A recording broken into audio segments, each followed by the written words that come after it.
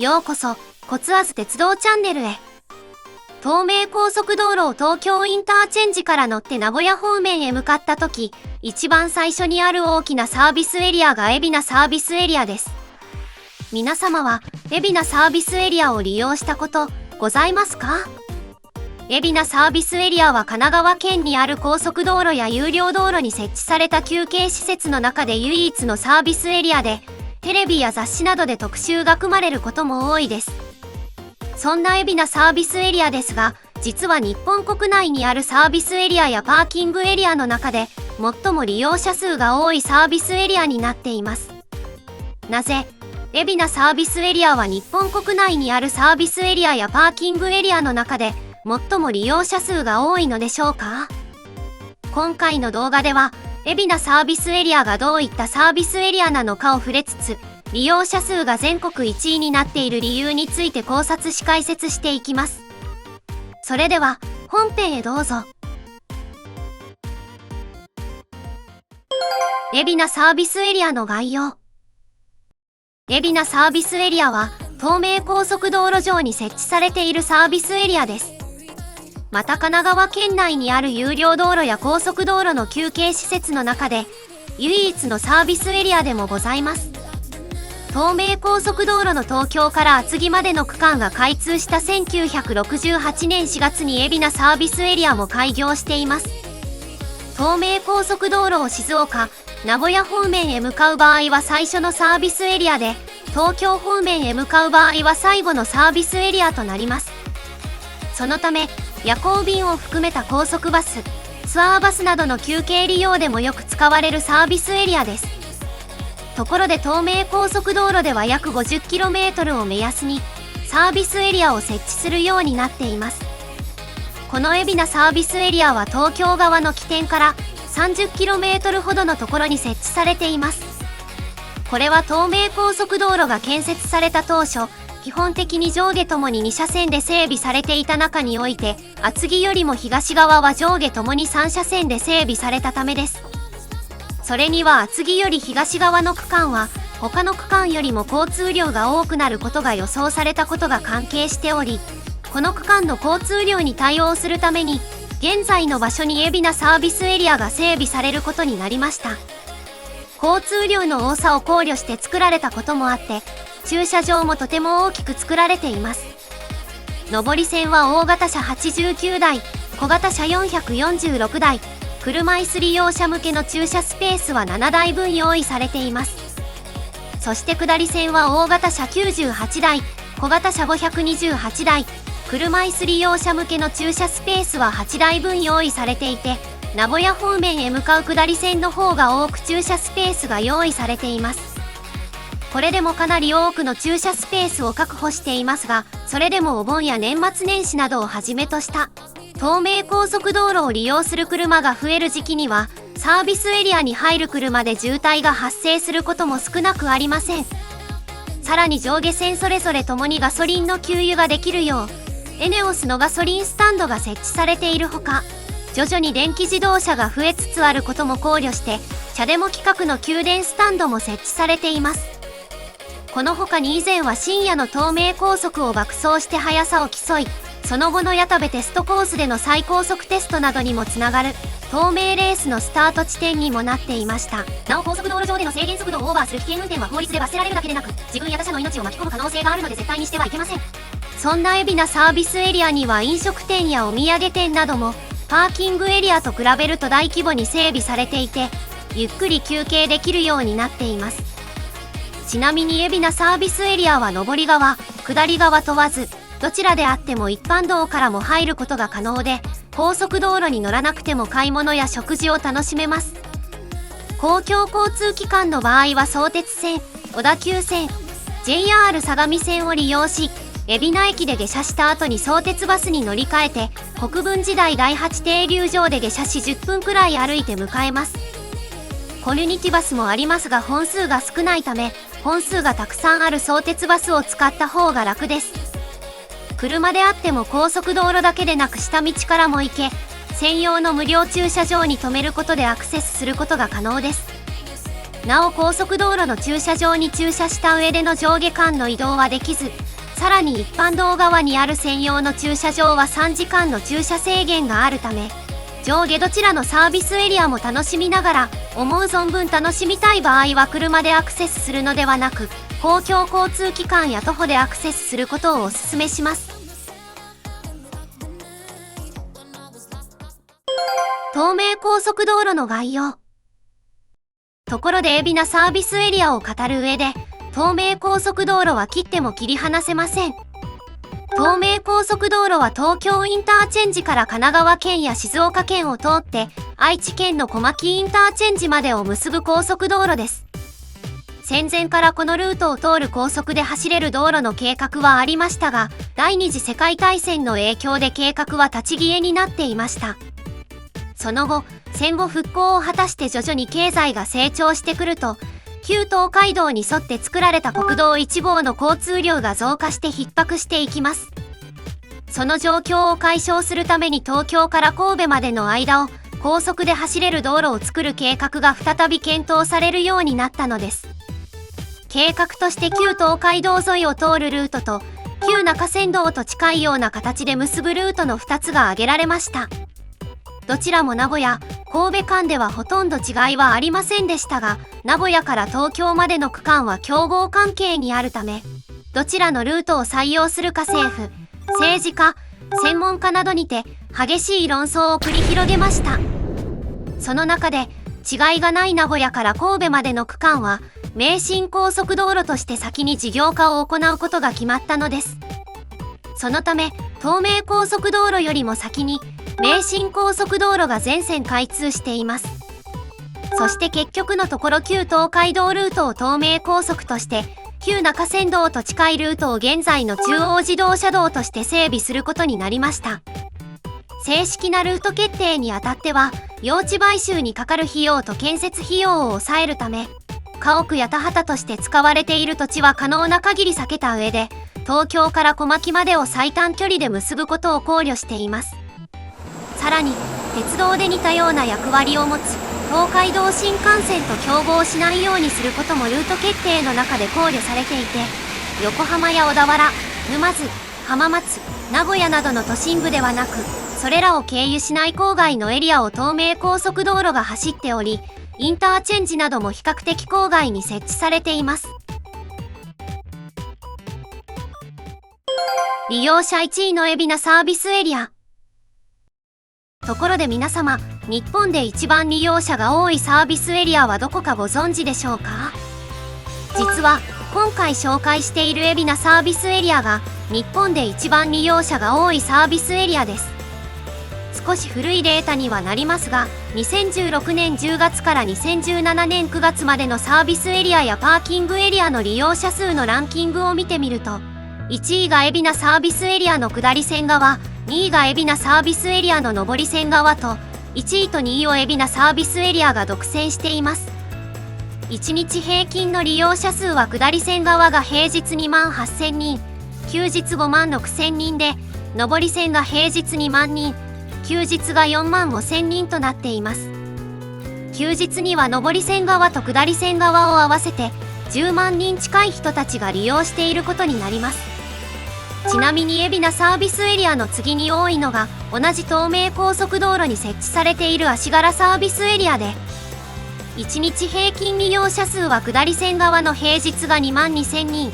休日4万2000人となっていて、上り線側は平日が1万7000人、休日が3万人。その足柄サービスエリアの次に利用者が多いのが中央自動車道の談合坂サービスエリアであり、1日平均利用者数は下り線側の平日が1万6000人、休日が2万9000人、上り線側の平日が1万6000人、休日が2万7000人となっています。海老名サービスエリアを休日に利用する人は上下線を合わせて平均して約10万人となっており、2番目に多い足柄サービスエリアが約7万人、3番目に多い談合坂サービスエリアで5万人ということを考えると、海老名サービスエリアはダントツで多いことがわかります。またトップに君臨する海老名サービスエリアをはじめ、自転の足柄サービスエリアやその自転の談合坂サービスエリアはいずれもネクスコ中日本管轄のサービスエリアです。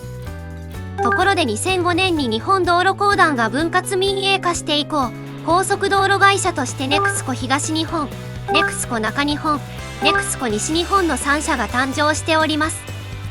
そのためネクスコ東日本やネクスコ西日本が管轄するサービスエリアとも比較することも大切ですが、ネクスコ東日本管内で一番利用者の多いサービスエリアは常磐自動車道下り線の守谷サービスエリアで、ネクスコ西日本管内で一番利用者が多い施設は名神高速道路下り線の草津パーキングエリアとなっています。それぞれの1日平均利用者数は守谷サービスエリアが平日14,400人、休日が21,700人で、草津パーキングエリアは平日16,000人、休日は27,000人。休日の利用者数を比較すると、守谷サービスエリアも草津パーキングエリアも海老名サービスエリアの2分の1程度しかなく、こういった数値で見てたとしても、海老名サービスエリアの利用者がいかに多いのかがわかります。では、なぜ海老名サービスエリアはこれほどの利用者がいるのでしょうか？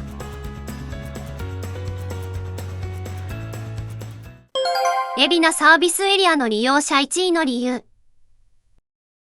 海老名サービスエリアの利用者が他のサービスエリアやパーキングエリアと比べて利用者が多いのは、そもそもの立地がいいということに加えて、グルメが豊富で施設やサービスが充実しているのが理由だと考えられます。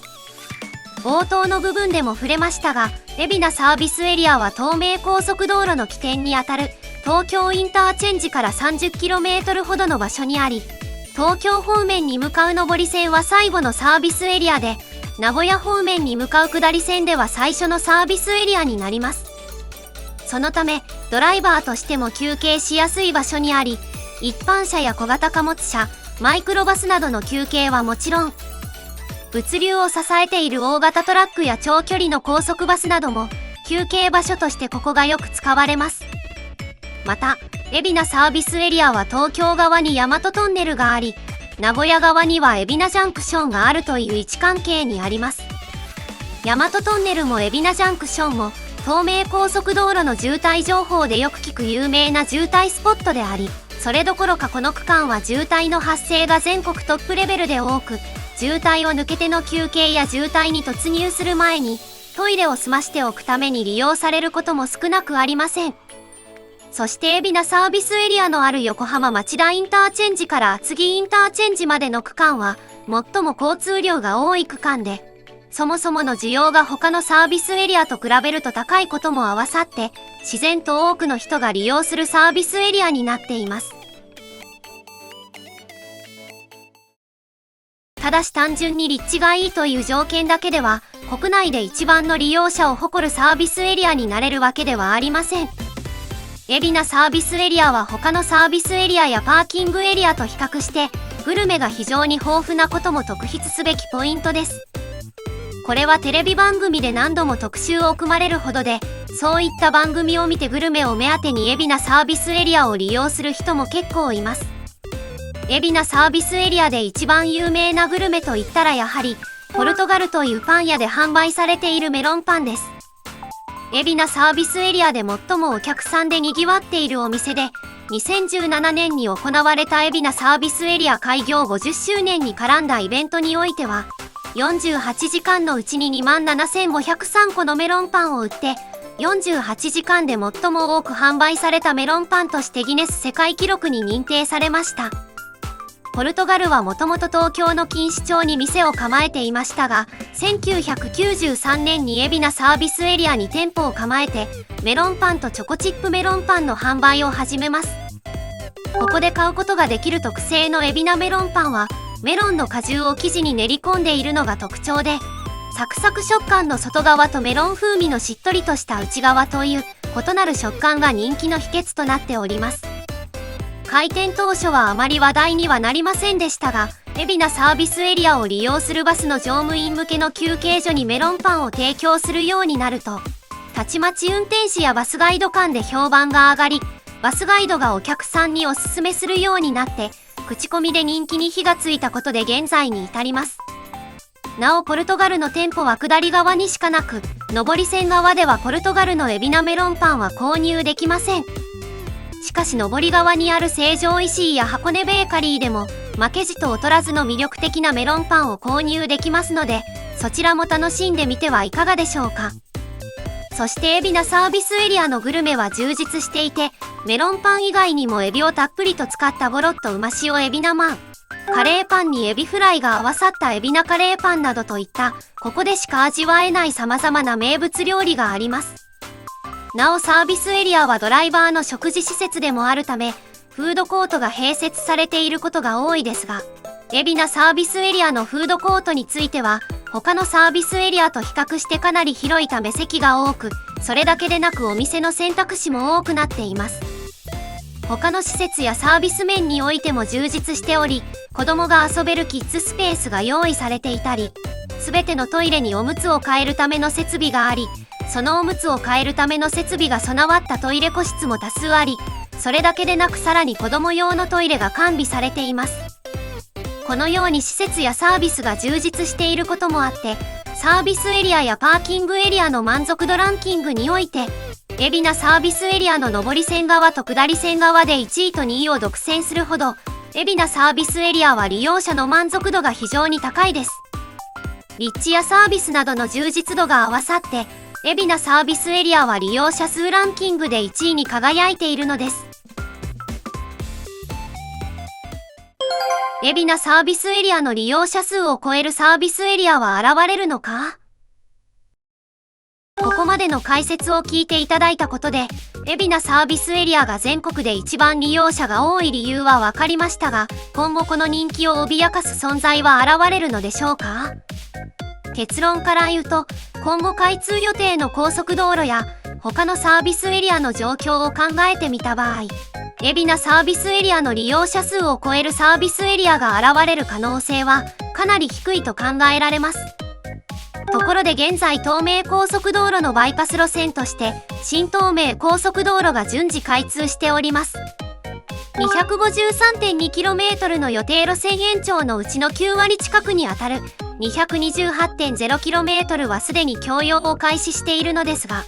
新秦野インターチェンジから新御殿場インターチェンジまでの区間がまだ開通をしておらず、ここが開通すれば全線開通することになります。新東名高速道路は神奈川県海老名市にある海老名南ジャンクションから愛知県豊田市にある豊田東ジャンクションを結ぶ高速道路です。海老名サービスエリアの西側にある伊勢原ジャンクションで東名高速道路と接続する路線となっており、全線開通したら伊勢原ジャンクションから先は交通量が分散する可能性が高いとして期待されており、すでに開通している御殿場ジャンクションから先、愛知県方面へ向かう区間は東名と新東名で分散しております。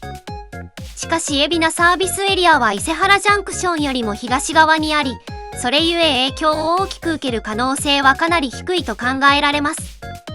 また他のサービスエリアでこれから利用者が激増するようなリニューアル工事を行う予定も現状ありません。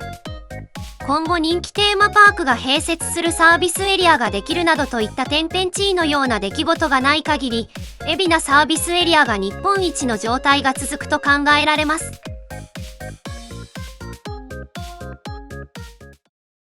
いかがだったでしょうか？今回の動画をご覧いただいたことによって、海老名サービスエリアの利用者が全国1位な理由について、東名高速道路の起点である東京インターチェンジから 30km ほどの距離にあり、上り側は最後のサービスエリアで下り側は最初のサービスエリアにあたるため休憩に利用しやすいこと。